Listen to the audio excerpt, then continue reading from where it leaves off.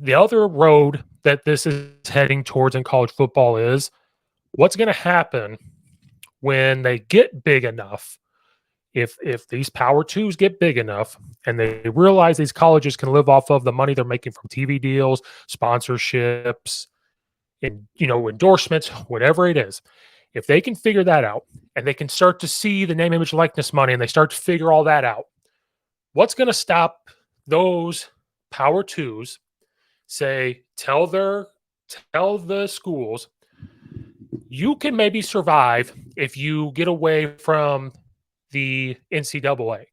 If you make it where you're still a school, but you get away from the academic part of the NCAA to where it's no longer student athletes, it could break away from that.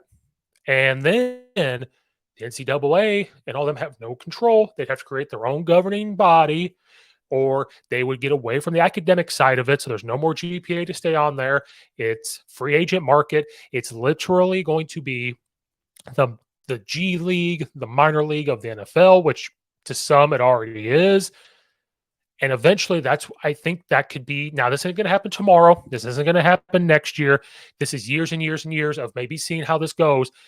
There's a possibility that, because Alabama, could their sports run off of winning all these championships? Could they survive off of ticket sales and selling things, merchandise? Could they live off all that stuff? Could they live off of TV deals? Could they live off of all that? And if these power twos become big enough, maybe you see that they break away and it's no longer student athletes.